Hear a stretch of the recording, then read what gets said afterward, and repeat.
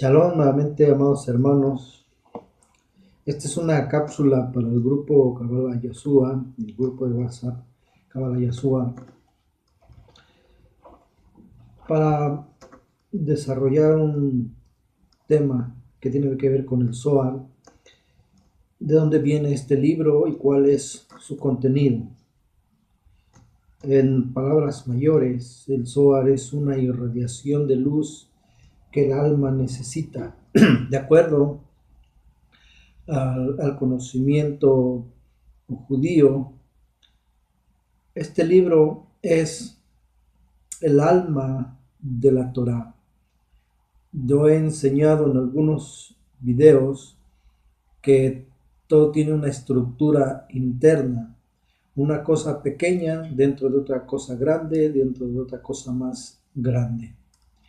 Esa estructura existe en todo el universo.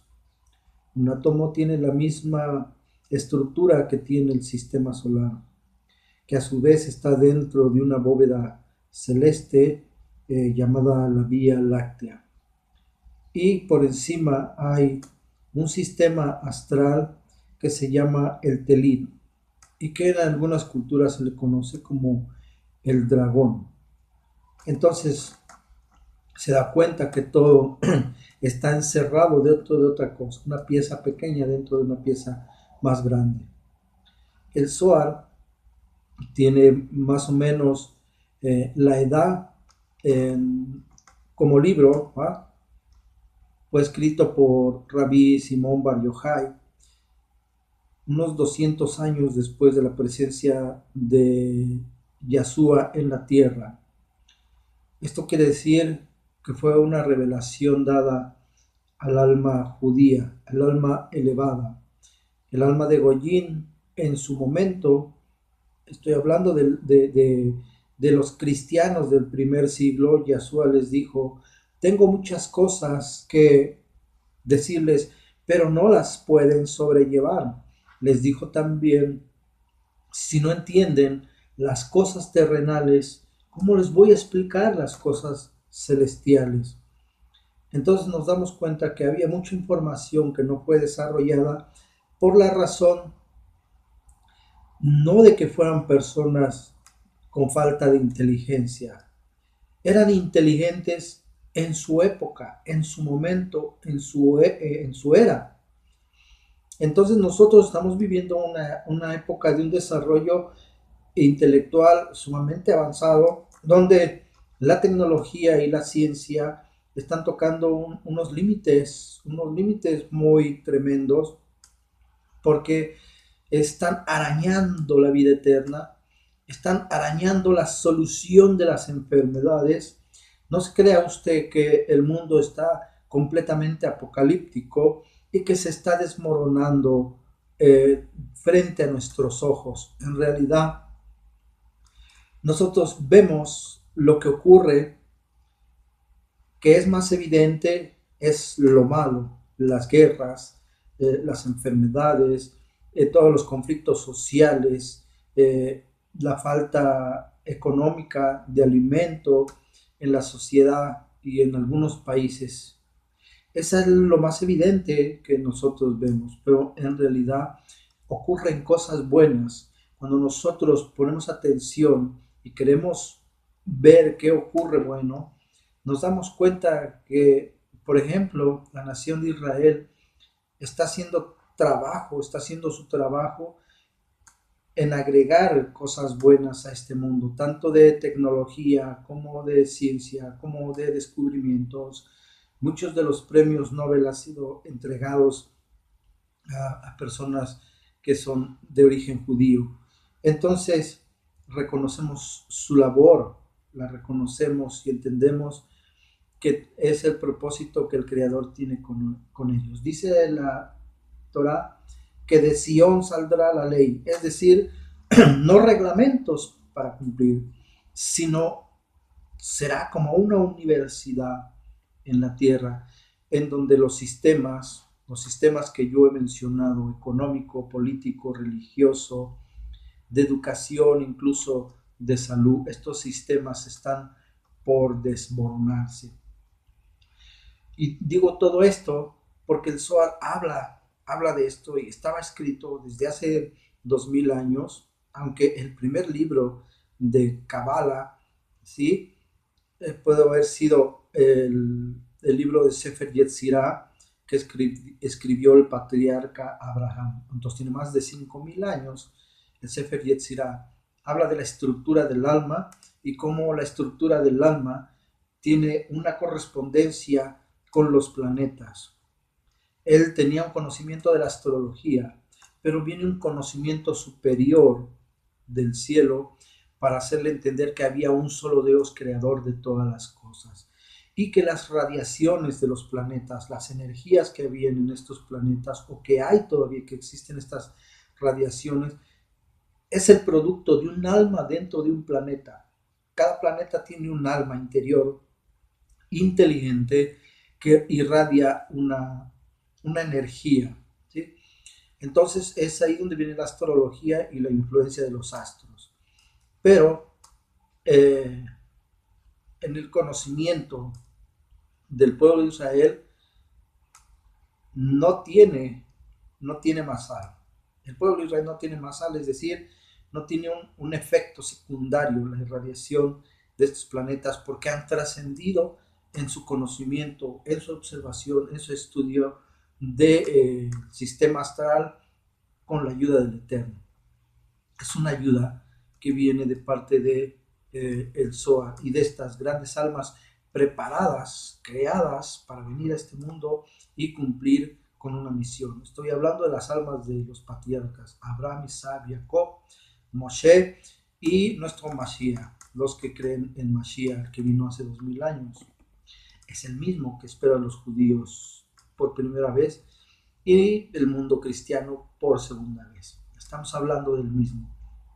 Bien, hace 2000 años, más de 2000 años, de Rabbi Simón Bar Yochai recibe información directamente de las almas de Moshe y de Elías. Esto quiere decir que grados superiores trajeron esta información como una revelación que fue escrita y es lo que conocemos como el Zohar.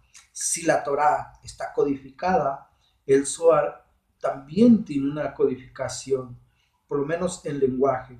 Yo no soy un erudito del Zohar y de la Kabbalah, pero estamos tratando de hacer un puente de comprensión entre lo que conoce el mundo cristiano y el nivel que sigue para la humanidad en forma de conciencia. Aprender qué es el Satán, quién es Hasatán, no es para conocerle en realidad, sino para poder entender que existe esta energía negativa para que el mundo pueda ser perfeccionado y elevado en su creación, en la luz de su creación. Y les voy a dar una información acerca de esto. ¿Quién es el Satán? ¿Quién es el Hasatán? Dice el libro de Ezequiel que era el sello de la perfección, de la belleza, alguien sumamente inteligente. El Hasatán era una estrella, le llamaban Lucero, Lucero hijo de la mañana, mientras que a Mashiach, Yahshua, se le llama Lucero, el Lucero de la mañana, ¿sí? Y al otro se le llama el hijo de la mañana, pero habla de dos luceros. Esta palabra es aplicada para un astro. Lucero es un astro, es una estrella. Y yo he dicho que era una estrella hipergigante, era muy, muy, muy grande, que cuando crea su propia explosión, no fue la explosión de una estrella normal, se llama una se me fue la palabra de la explosión de una estrella hipergigante, supernova se llama, una supernova es la explosión de una estrella.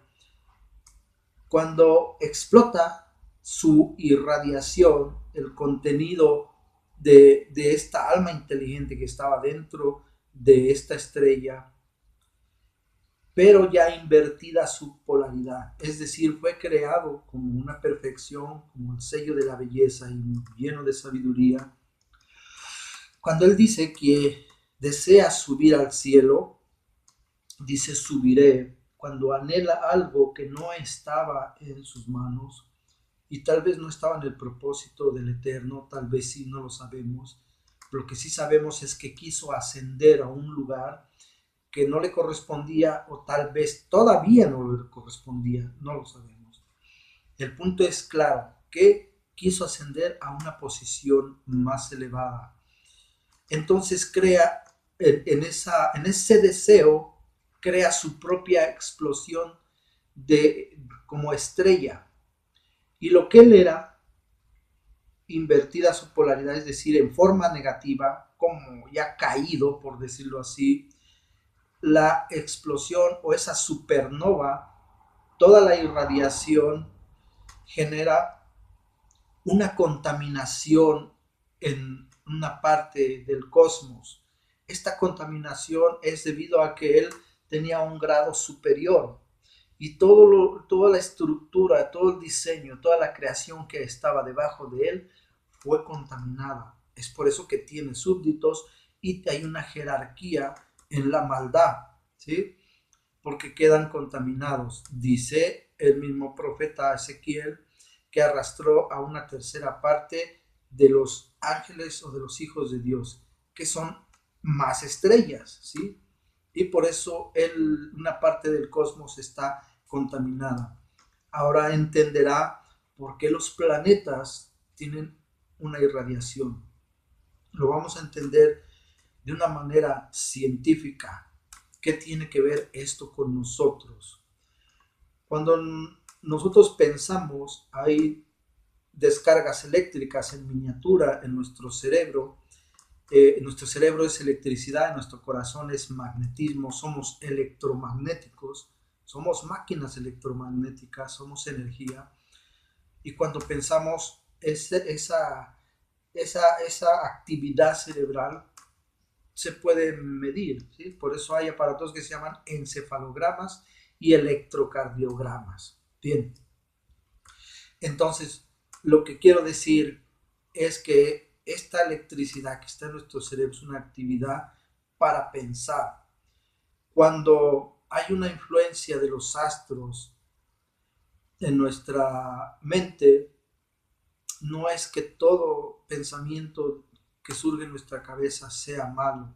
No todo es malo dentro de nosotros, sino que es una lluvia de estas partículas que, que caen y que afectan a nuestra mente. Pero somos antenas que estamos recibiendo, estamos atrayendo. Si nuestra mente está en pensamientos vanos, en ideas, en el dinero, la avaricia, cosas, no estoy diciendo que sea malo el dinero, estoy diciendo que dice la escritura en una parte que la raíz de todos los males es el amor al dinero. No está diciendo que es el dinero el que es malo, está diciendo que es concentrar nuestras energías en ese lugar, en el lugar de donde surge la avaricia y el poder. Si no hay dinero, no existe el poder. Bien, nuestra mente se identifica y por lo tanto se convierte en una antena receptiva de energías negativas. Usted va a poder ver allí en internet, en YouTube, acerca de las estrellas, eh, mucha información sobre esto. Ellos no lo describen como pensamientos buenos o malos, simplemente lo describen como partículas. Por ejemplo, los neutrinos. Los neutrinos son tan ligeros que se convierten en partículas subatómicas que pueden atravesar nuestro cuerpo sin que nosotros nos demos cuenta, pueden atravesar el planeta y no interactúan con la materia, es decir, no chocan con mi cuerpo, con mi cabeza o con el piso, el suelo. Los buscadores de neutrinos, hay una localidad en Francia donde debajo de una montaña, varios miles de metros debajo de la montaña, en un líquido especial detectan estas partículas de neutrinos y afirman que cuando aparecen o detectan estas partículas es porque fueran emitidos por una estrella que va a explotar, es decir, se va a producir una supernova. Pero ¿qué tiene que ver esto con nuestro cerebro? Pues resulta que los neutrinos que atraviesan nuestro cuerpo como si fueran fantasmas pudieran ser las partículas o la irradiación de las que habla el Zohar, una irradiación negativa, una influencia astral, una influencia cósmica. ¿Y por qué digo esto? Los mismos científicos hablan de rayos cósmicos, rayos que vienen de fuera de nuestro sistema solar, fuera de nuestra Vía Láctea. Esto es increíble porque la Vía Láctea es inmensamente grande y llega esta irradiación de partículas llamadas neutrinos o rayos cósmicos y resulta que no sabemos de dónde vienen. Por lo tanto, no sabemos si es un agujero negro el que esté haciendo esta irradiación, una estrella negativa o simplemente, póngale atención a lo que voy a decir, son las últimas partículas negativas de esta estrella que explotó llamada Lucero. De tal manera que siguen siendo negativas. Entonces son influencias. Si era una estrella que tenía dentro un alma inteligente, esta irradiación y partículas de partículas subatómicas, pero compuestas de electromagnetismo en sus diferentes niveles o categorías, ¿sí? Pero sigue siendo electromagnetismo, son las que provocan los pensamientos negativos en el ser humano. Y los que están dentro de nosotros, que en hebreo se llama el Yetzer Hara, la inclinación a hacer lo malo, o que el mundo religioso lo ve como la simiente de la serpiente, ¿sí? ¿Se da cuenta? Entonces, que estamos llevando el entendimiento de la Biblia de manera literal al entendimiento profundo que nos da el Zohar y al entendimiento intelectual de la ciencia, concatenando toda la información y haciendo una hilación de pensamiento en donde todo tiene una lógica, porque estamos nosotros siendo parte del universo. Si somos parte de Dios, en que nuestra alma o su alma hermosa es una partícula de Dios, entonces somos parte de la creación de todo el universo, somos el centro del universo, porque esa alma es y tiene una fuerza creadora tremenda. Esto es lo que desconoce la religión, lo que deberían de enseñar los líderes cristianos, aquellos que se creen los guías espirituales de multitudes, deberían de enseñar lo que los científicos están enseñando, porque ellos no están enseñando lo suyo propio, sino que la ciencia nos está mostrando cómo funciona el Dios en el cual nosotros creemos. Así que aquella persona que dice yo no creo en la ciencia está diciendo yo no creo en Dios, porque la ciencia está hablando de la creación de Dios, nos está explicando la creación de el Eterno. Entonces podemos ver cómo todo está unificado, somos uno con la creación. Lo que necesitamos es comprenderlo. Al estar estudiando, nosotros vamos haciendo una conexión. Si el Zohar enseña la parte interna, profunda, secreta, oculta de la Torah, entonces es una luz que estaba allí y es una irradiación de esa luz que viene del Eterno. La Biblia es, pues, el cuerpo. El Zohar es el alma, así como nosotros tenemos un cuerpo, pero el alma no se ve, está dentro. Así como la fruta tiene una cáscara, pero no se ve la semilla, y se da cuenta que todo tiene esta estructura. El átomo tiene un núcleo, pero por fuera tiene algo que le cubre, que son las partículas. Nosotros somos la cáscara del Sol. El Sol es el núcleo y los planetas que giran alrededor fungen como la cáscara. Y a su vez el sistema solar es la cáscara de la Vía Láctea. ¿Sí? En el centro de nuestra galaxia hay otro sol. Entonces se da cuenta que es exactamente la misma estructura y diseño para toda la creación. Lo único que cambia es la dimensión, el tamaño.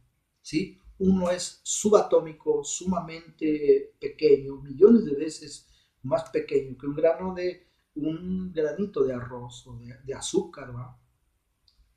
Millones de veces.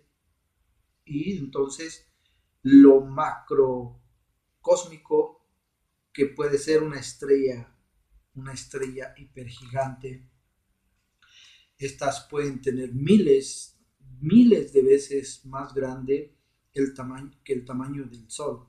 Entonces nos damos cuenta que todo funciona de la misma manera, tanto lo microscópico como lo macroscópico, lo grande. Es cuestión de tamaños nada más y por lo tanto de poderes. Esos son los niveles que hay en la creación. Así podemos entender entonces qué es el Hasatán, que ha tenido sus niveles, diferentes niveles en sus caídas. Se está degradando, se está degradando. Y si lo que yo digo es cierto, que estas partículas son ya perdón por la expresión, las patadas de ahogado del Hasatán, entonces le viene al mundo una era mesiánica. ¿Sí? ¿Quién es el Mesías en las personas? ¿Qué es el Mesías para el mundo? ¿Qué es el Mesías en el universo? Si una traducción dice, o la Biblia dice, en el Brit Hadashah, en el nuevo pacto, o pacto renovado, como lo quiera entender, que, que Yahshua, el Mesías, viene a reconciliar todas las cosas, tanto de la tierra como las del cielo. ¿Sí? Este Mashiach, de acuerdo a lo que hemos estudiado en los niveles del alma, es el Mesías dentro de usted, dentro de mí, en forma de conciencia. La conciencia se adhiere a nuestra forma de vivir. O dicho de otra manera, la conciencia se apega al alma. ¿Sí? Porque primero hay muchos mandamientos en la Torah, y para poder entender esto lo tengo que decir de esta manera. En la Torah hay 613 mandamientos. El mundo cristiano conoce 10, ¿sí? Pero en realidad la Torah habla de 603. Son muchos mandamientos para cumplir algo tremendo. Pero resulta que el cumplimiento de estas misbot, de estos mandamientos, purificaban el cuerpo del judío. Al purificar el cuerpo del judío, estaban creando una vasija. ¿Cuál? La de María, la de Miriam, para que naciera un ser perfecto llamado Yahshua. Entonces entendemos que la pureza se adquiere a través del cuerpo, la santidad se adquiere a través del alma. El cuerpo se apega a la conciencia, pero en este mundo es al revés. ¿Sí? El cuerpo obedece a la conciencia que está desequilibrada, que está mal informada y por lo tanto reacciona y ejecuta acciones contrarias, ¿sí? Porque el cuerpo se está apegando a una inconsciencia llamada ego, el nivel más bajo del ser humano, el nefesh. En ese estado del alma, del nefesh, llamado ego, es donde está el deseo de recibir. Entonces el cuerpo se apega a esa alma nefesh haciendo todo lo malo, todo lo contrario en este mundo. Pero con la purificación a través de los misbot que enseña la Torah, ¿sí? El cuerpo se apega a la conciencia. Yo purifico mi cuerpo y mi conciencia se apega a él. Después, la conciencia se apega al alma. El alma después, a su vez, se apega a su creador. Es un proceso de formación. No es cosa de un día para otro. Nacimos para estudiar la Torah en sus niveles más profundos. Y entonces vemos cómo uno de los problemas que ha ocasionado esta confusión es la traducción, la mala traducción, ¿sí? La mala traducción de la Torá. Los gobiernos o los reyes del mundo, llamado el imperio egipcio, el imperio griego, los babilonios, incluso los sirios, los medo-persas, robaron el conocimiento de los judíos, ¿sí? La Septuaginta, que es la primer Biblia que existió, la primer Biblia, es decir, la traducción de la Torá del hebreo al griego, se llama Septuaginta. ¿Y por qué en griego y no en otro idioma? Porque en Alejandría, donde gobernaba Ptolomeo II, que era una dinastía tolemaica fundada por Alejandro Magno, le pidió a los judíos de su tiempo, pues de dónde salen todas sus historias, toda su bendición, el mar muerto y todos esos milagros, ¿de dónde los sacan ustedes? Pues es que cumplimos la Torá, obedecemos al Todopoderoso. A ver, siendo él el mandatario, a ver, escríbanme su Torá. Entonces él lo que hizo fue distribuir a 70 rabinos en diferentes lugares, separados todos unos de otros, incluso por kilómetros. En ese tiempo no había WhatsApp, no había manera de que se comunicaran ellos. Y cuando regresan los 70 rabinos, entregan cada quien su informe, es decir, un paquete de hojas escritas o de pergaminos. Este rey Ptolomeo II los revisa y se da cuenta de que 70 rabinos escribieron exactamente lo mismo. Y dice, wow, esto es de Dios. Es donde viene la primer Biblia que conocemos, la Septuaginta. Y en el griego, porque cuando este imperio de Egipto cayó, los griegos habían dominado el mundo y después los romanos. Pero Roma había adquirido, ¿sí? Había adquirido la cultura helénica, es decir, la cultura de los griegos. Y el griego era uno de ellos. Entonces los judíos que vivían en Alejandría, que estaba en Egipto, adquieren el idioma griego como su idioma oficial, pero ellos hablaban y escribían en hebreo.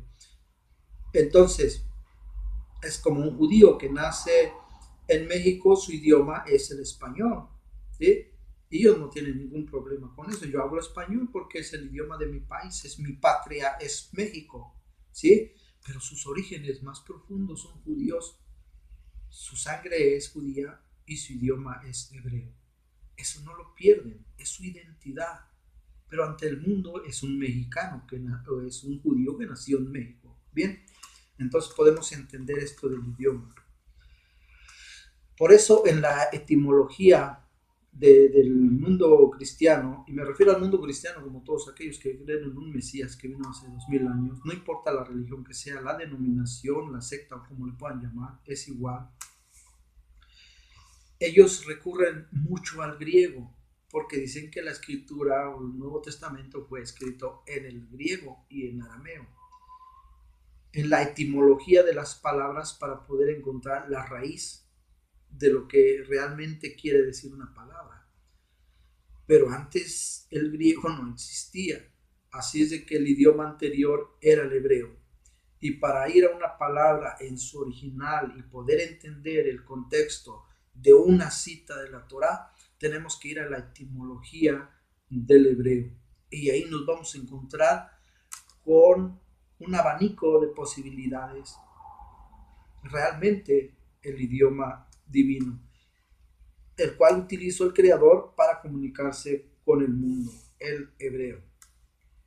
Entonces, cuando las traducciones fueron traducidas, son copias de copias de copias, se pierde. Desde el momento en que se traduce del hebreo al griego, se pierde hasta el 90% de la esencia pura, la esencia, el espíritu, el poder y la información que se quería dar a través del hebreo. Se pierde aun cuando es traducida a cualquier idioma. Esto es cuestión de que lo razonemos un poquito, ¿sí? Entonces podemos ver que lo que nos está tratando de enseñar el Zohar es los secretos que esta energía negativa en la mente de aquellos que se han identificado con las cosas malas está tratando de entenebrecer y oscurecer el entendimiento, está tratando de negarle la luz del Creador a la humanidad, la luz que está en el Zohar, que es la profundidad de la Torah. Cuando hablamos del Zohar estamos hablando del corazón de la Torah, ¿sí? Es una luz que viene de más allá y que no tendríamos acceso a ella y no tendríamos la explicación a, a, la, a las historias que aparecen en la Torah si no fuera con la ayuda de Rabbi Simón Bar Yochai, que a su vez tuvo la revelación del mismo Moshe y de Elías. Y esto está sujeto a prueba. La ciencia más avanzada, la física cuántica, habla de cosas de las que ya hablaba el Zohar. La multilocación, el efecto túnel, la teletransportación, la telequinesis, incluso la telepatía, son cosas que existen en la física cuántica, que han sido llevadas al laboratorio y que se han podido comprobar que efectivamente se puede hacer un entrelazamiento cuántico, interactuar dos cosas en diferente lado y que actúen como una sola. La telequinesis, la telepatía, la teletransportación es posible. Algo que era ciencia ficción hace algunos años todavía, ahora es una realidad en el mundo cuántico. Y en el futuro será una realidad en el mundo real. Así es de que, amados hermanos, los dejo con esta cápsula informativa que es un compendio de información diferente, pero de eso se trata la Torah. La Torah no es otra cosa que información. Información que nos conecta con el Creador y que a su vez es luz para nuestras almas. Que el Eterno les bendiga y los guarde en Shalom.